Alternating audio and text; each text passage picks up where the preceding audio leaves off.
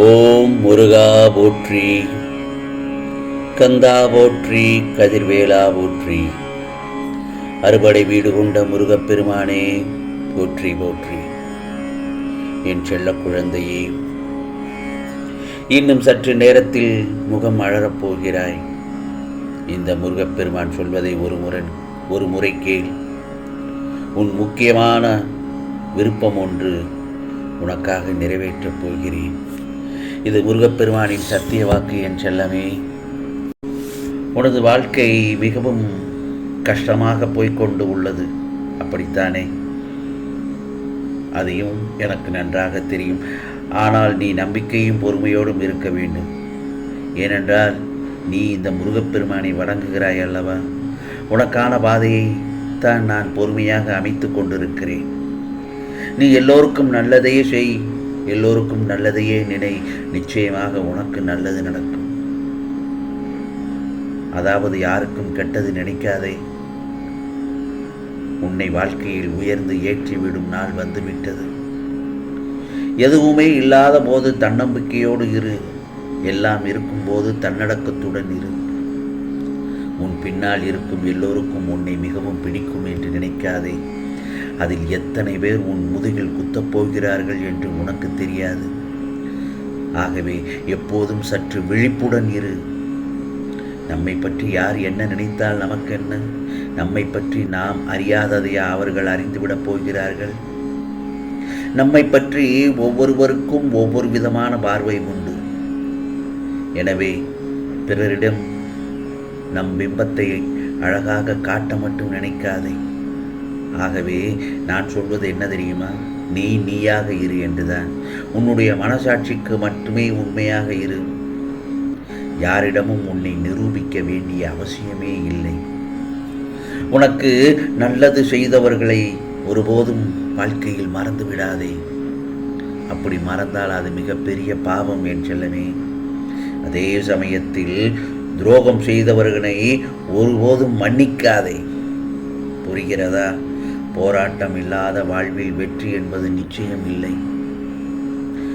நீ எதையும் தேடி போகாதே. உனக்கு தகுதி இருந்தால் நிச்சயம் அது உன்னை தேடி வரும். நிச்சயமாக ஏதாவது ஒரு ரூபத்தில் உனக்கு துணையாக இந்த முருகப்பெருமான் எப்பொழுதும் இருந்து கொண்டுதான் இருக்கிறேன். ஆகவே எப்பொழுதும் நம்பிக்கையுடன் இரு. உனக்காகவே வாழ்கின்றேன் என்று யார் பிறர் சொல்வதை விட உன்னால் வாழ்கிறேன் என்று ஒருவரை சொல்லவை. அதுவே உன் சிறப்பு. உனக்கு ஏதாவது உன்னை பற்றி விமர்சனம் வந்து கொண்டுதான் இருக்கும். உனக்கு அதை கண்டுகொள்ளாதே. அப்படி விமர்சனம் செய்பவர்கள் அவர்கள் என்ன தப்பு செய்து கொண்டிருக்கிறார்கள் என்று அவர்களுக்கே தெரியாது. மூடர்கள் அவர்கள். சரி எது தவறு எது என்று நம் நிலையை புரிய வைப்பதை விட அவர்களிடம் இருந்து விலகி நின்று கடந்து செல்வது சிறந்த வழி. ஆகவே எதை தேடினாலும் பொறுமையாக தேடு. பொறாமையாக தேடாதே. உன் எண்ணமும் செயலும் நேர்மையாக இருந்தால் நீ வைக்கும் குறி யார் தடுத்தாலும் தப்பாது. கடவுள் கைவிட்டு விட்டதாக நினைத்து கவலைப்படாதே. கடைசியில் துரோகிகளை காட்டிக் கொடுப்பதே கடவுள்தான் என்பதையும் மறந்து விடாதே. மனச்சுமையை இறக்கி வைக்க கற்றுக்கொள்.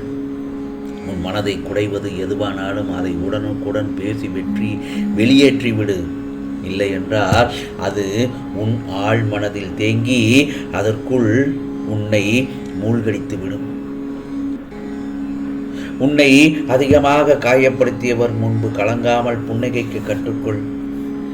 உன்னை இழிவாக பேசுபவர்கள் முன்பு நீ உன் அழுகையையோ உனது மனக்குமுறலையோ காட்ட வேண்டாம். அந்த இடத்தில் ஒரு புன்னகையை காட்டிவிட்டு நகண்டு சென்று விடு. அதுவே நீ கொடுக்கும் பெரிய தண்டனை அவர்களுக்கு. ஆகவே இறுதி வரை உன்னுடன் இந்த முருகப்பெருமான் இருப்பேன். இறுதி வரை உன்னுடன் பயணிப்பேன் என்றவர்கள் பாதியுடன் விட்டு சென்றபோது இந்த முருகப்பெருமான் தான் உனக்கு துணையாக இருப்பேன் என்பதை மறந்து விடாதே. உன் நண்பர்கள் சில பேர் உன்னிடம் உன் கூடவே வருவார்கள். உனக்கு பிரச்சனை என்று தெரிந்தவுடன் அவர்கள் அந்த இடத்தில் காணாமல் போய் விடுவார்கள். இதுதான் உலகம். ஆனால் உனக்கு கஷ்டத்தில் துணை இருப்பது ஏதாவது ஒரு ரூபத்தில் உன் நண்பனாகவோ அல்லது உனது உறவினர்கள் யாராவது மூலியமாகவோ அல்லது அறியாத ஒருவர் வந்து உனக்கு உதவி செய்தால் அது நிச்சயமாக இந்த முருகப்பெருமான் தான் என்று நீ மனதார நினைக்க வேண்டும். முருகா முருகா என்று என்னிடத்தில் நம்பி என்னையே நம்பியிருக்கும் என் செல்ல பிள்ளைக்கு, என் பக்தனை நான் ஒருபொழுதும் ஏமாற்ற மாட்டேன். ஏன் பயப்படுகிறாய்? தைரியமாக இரு. என்னை விரும்பி என்னையே நம்பியிருக்கும் என் பிள்ளையின் மீது எப்போதும் என் கவனமும் கண்காணிப்பும் இருந்து கொண்டேதான் இருக்கும். நீ என்னுடைய சோதனைகளை எல்லாம் வென்று விட்டாய் என் செல்லமே. அதனால் நீ கேட்ட வரத்தை இதோ தரப்போகிறேன், பெற்றுக்கொள்ள தயாராக இரு. நீ என்னை நினைத்த பொழுதில் நீ கேட்ட வரமெல்லாம் தர நான் இதோ திருச்செந்தூரில் இருந்து வந்துள்ளேன். பிறகு நீ வெற்றி பெற்றுவிட்டாய் என் செல்லமே. உன் வாழ்க்கை இனிப்பாக இருக்கப் போகிறது. இதோ உன் தேவைகளை எல்லாம் பூர்த்தி செய்ய நான் வந்து விட்டேன். உன் வீட்டிற்கே வந்து விட்டேன். உன் வேலைகளை எல்லாம் முடித்து தர நீ நன்றாக வளமுடன் நலமுடன் இருக்கப் போகிறாய் என் செல்லமே. என் மீது முழு பக்தி பாசம் வைத்திருக்கிறாய். அப்படிப்பட்ட உன்னை ஒருபோதும் இந்த முருகப்பெருமான் கைவிட மாட்டேன். என்னை நம்பு. ஆம் செல்லமே. ஆகவே இன்றோடு உன் கஷ்டமெல்லாம் முடியப் போகிறது. உனக்கு சந்தோஷம்தானே? இனி உன் வாழ்க்கை மங்களகரமாக அமையப் போகிறது. இதோ உனக்கான அடுத்தடுத்து தொடர் வெற்றிகள் உன்னை வந்தடையும். நீ ராஜயோகத்தில் இருக்கப் போகிறாய். கடந்து வந்த பாதைகள் உன்னை கலங்க வைத்தாலும் இதோ நீ ஏறிப்போகும் பாதைகள், வரவிருக்கும் பாதைகள் உன்னை வாழ வைக்கும். இதுவரை நீ பட்ட கஷ்டங்கள் எல்லாம் விலகி பிரகாசமான வாழ்க்கை அமையப் போகிறது என் செல்லமே. வாழ்க்கையில் இனி வரும் நாட்கள் எல்லாம் உனக்கு மகிழ்ச்சி மட்டும்தான். பொறுமையாக இரு. உனக்கானது எல்லாம் நிச்சயமாக நல்லது நடக்கும். உன் வாழ்க்கையில் இன்னும் எத்தனை நாட்கள் மெழுகுவர்த்தியாய் இருக்கப் போகிறாய்? மற்றவர்களுக்காக மட்டுமே நீ கரைகிறாயே. உன் வழிகள் எனக்கு பெரிதாக தெரியவில்லையா? நீ கஷ்டப்படுகிறாய்.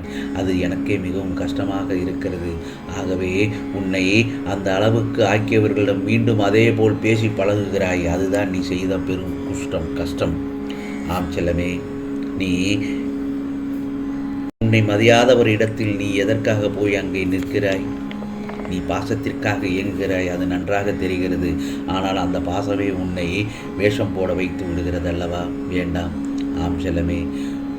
இனி உனக்கான நல்ல நாள்தான். பல அதிசயங்கள் நடக்கப் போகிறது. சந்தோஷமாக இரு.